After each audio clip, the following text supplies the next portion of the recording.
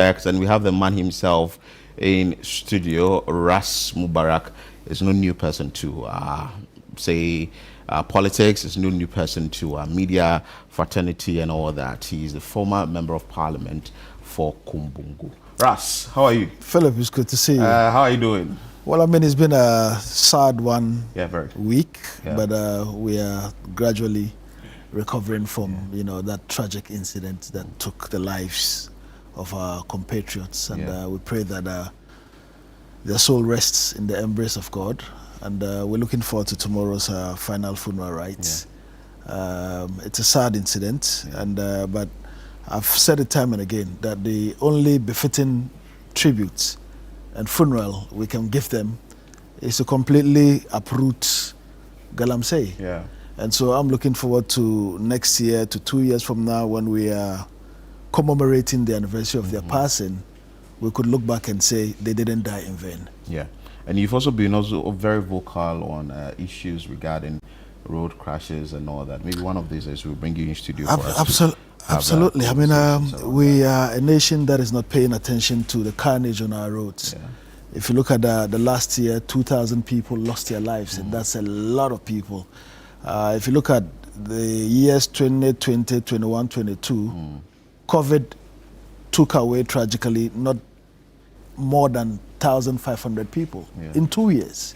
Yet you have a situation where road accidents is killing more and more of your citizens. So I want to see a lot of impetus. There's a lot of indiscipline, on our roads, and I'm hoping that all of us could work together to make sure that we reduce the carnage on Ghana's roads. These are lives that are precious, and their husbands, wives, children, etc., who are dying on a daily basis, and it shouldn't be the case. Recently, Finland, achieved the status of having accident-free for an entire year. So nobody died through road accident in an entire year.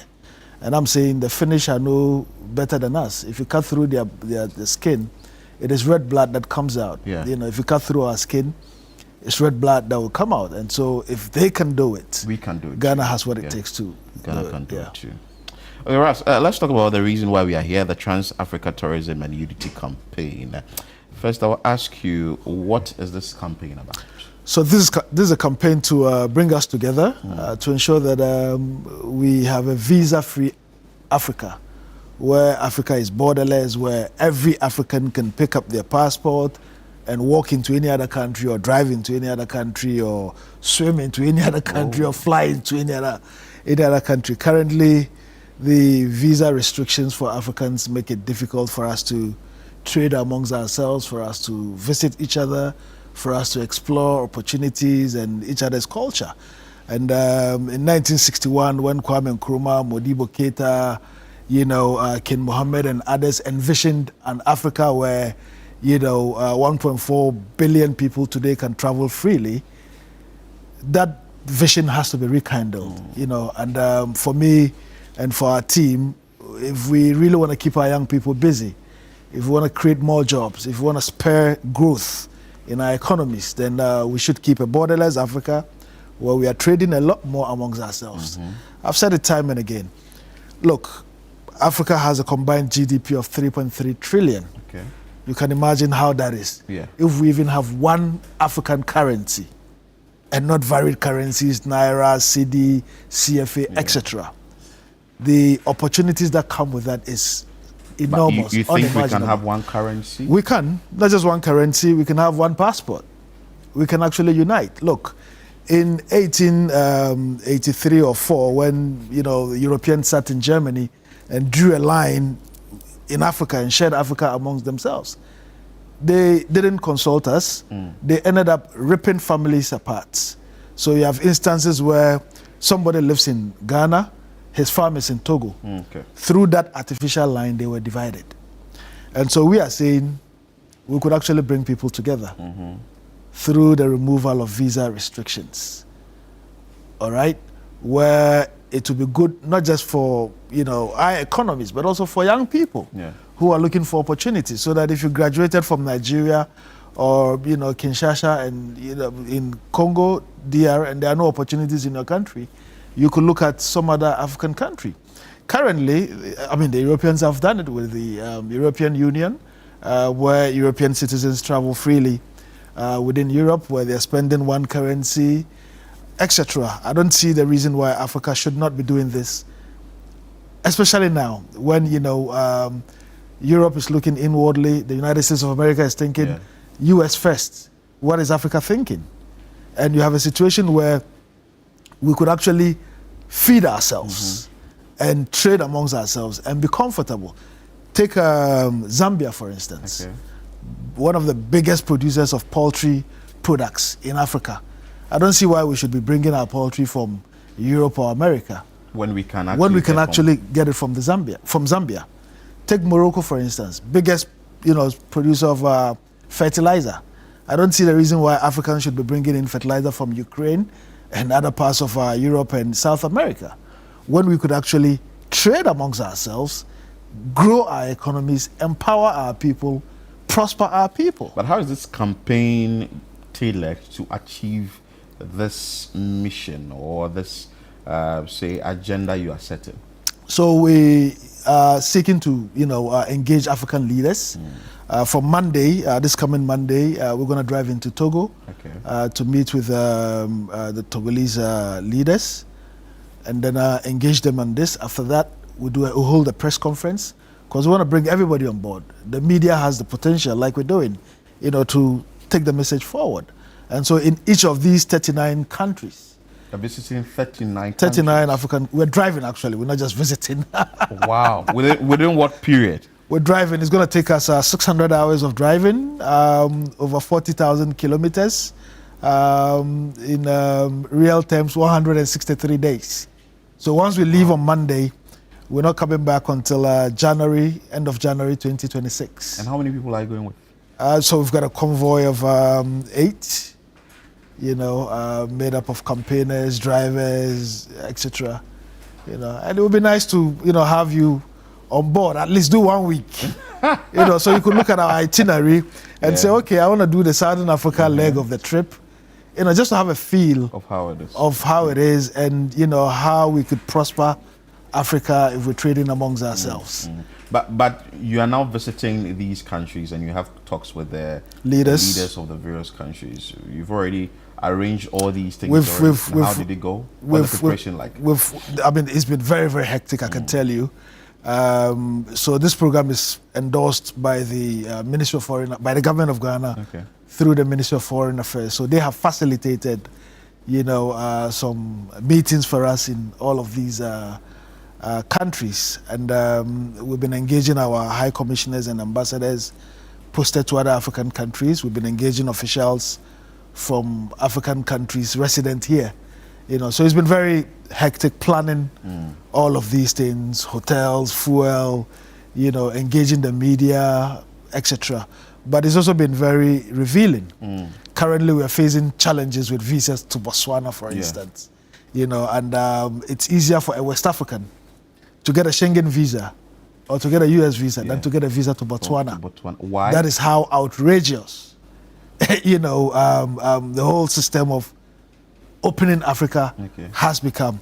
And for me, this campaign couldn't have come at a better time, you know, than now, when, you know, more and more young people within Africa are looking for opportunities. And it has become extremely crucial, you know, for us to awaken, to jade our leaders from their slumber and tell them that, look, the young people in Africa cannot wait till 2063, because the African Union has an agenda that by 2063, Africa should be borderless, which is 40 years from now. Philip, I don't know where you would be 40 years. Well, I mean, you're fairly young, you know, but 40 years from now, I'll be inching to 90. Oh, wow, interesting.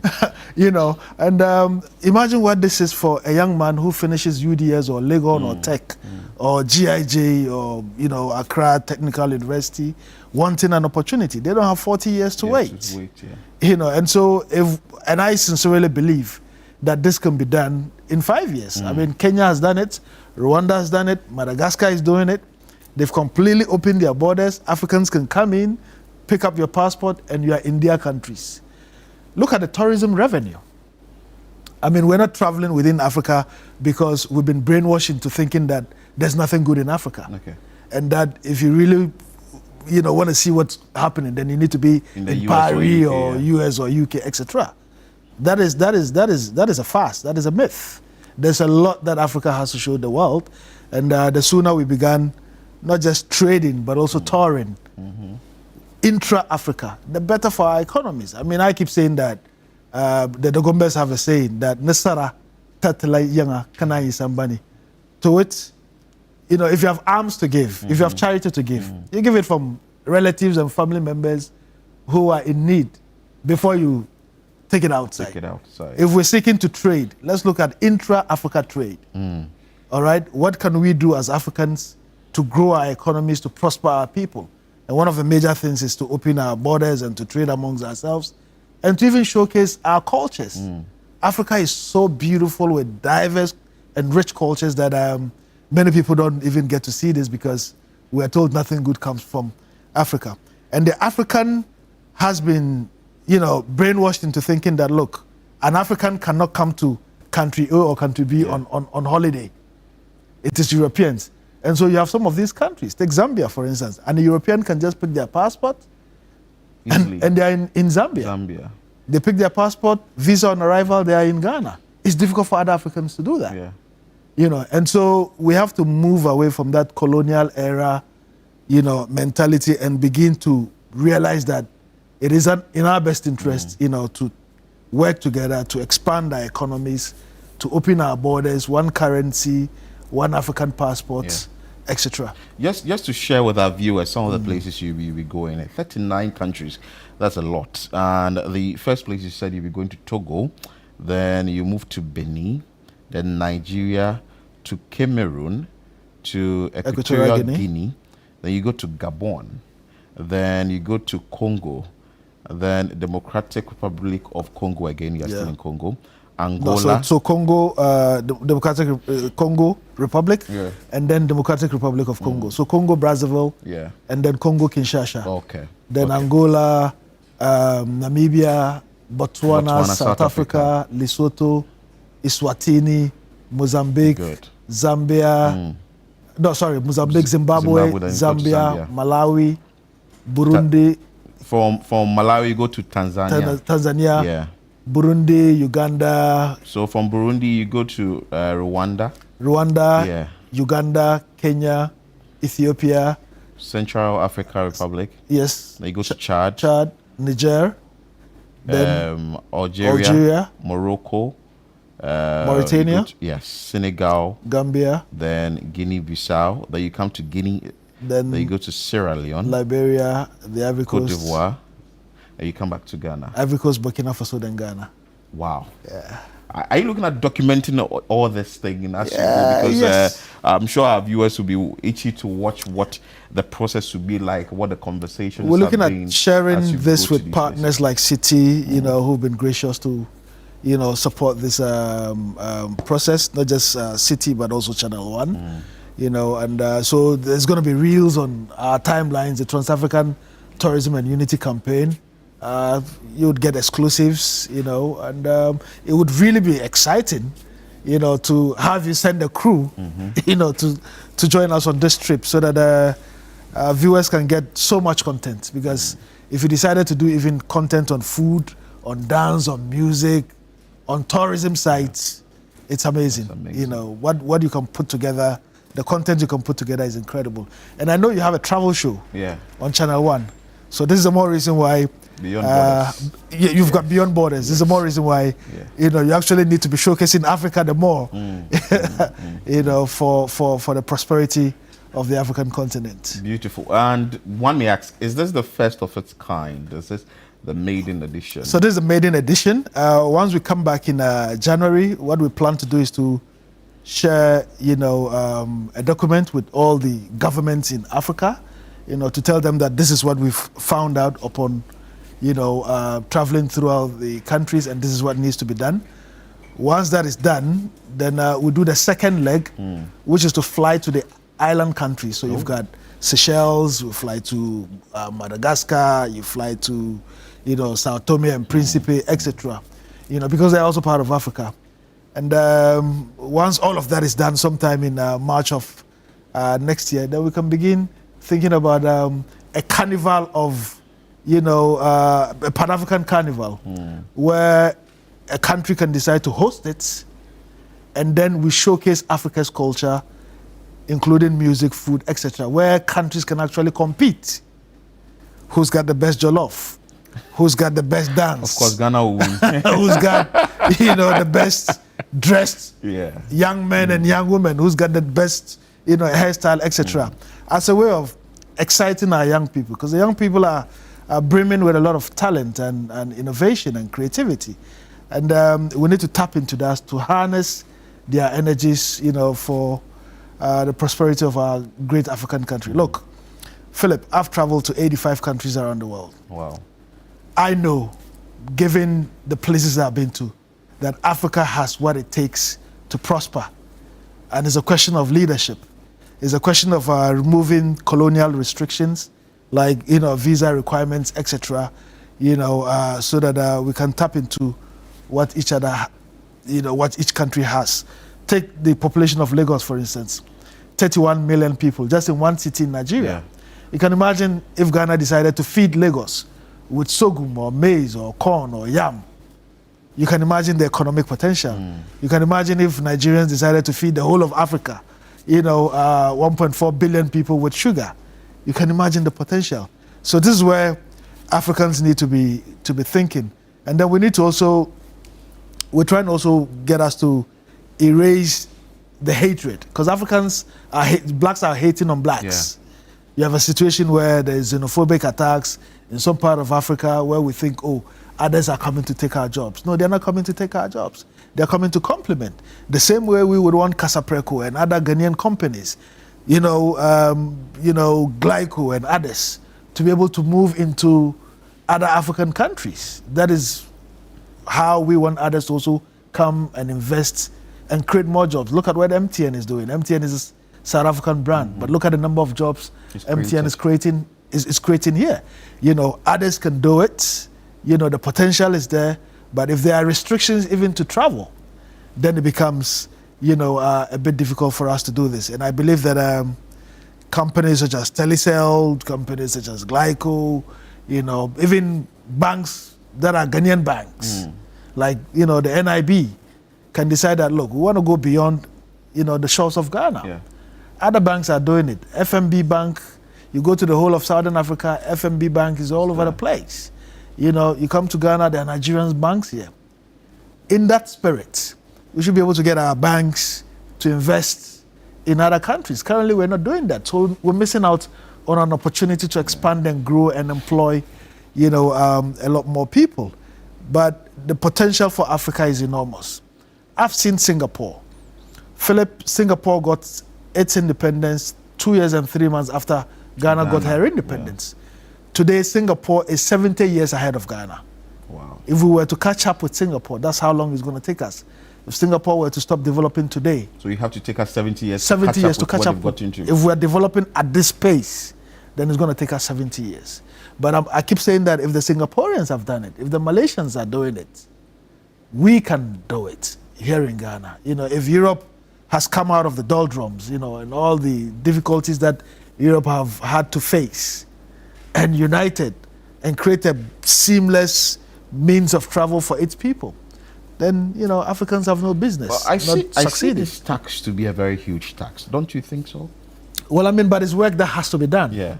In 1961, when 5 African leaders met in Casablanca, they were not daunted. They were not frightened by the enormity of the task. And today, I say proudly that as a disciple of Kwame Nkrumah, if that job was not done in 1961, then our generation especially has a duty, to get that job of uniting Africa, of making, Africa prosper and grow done. And so we are happy by the support we're receiving from Ghana. Ghana has always been at the forefront of the Pan-African movement, and we can't thank the government enough for the support and can't thank City enough for the support. We want Ghanaian businesses to go into other African countries and be able to prosper and grow. And it's okay for others to come into our country and run their businesses, and if we have that kind of mindset, Africa is a place to be.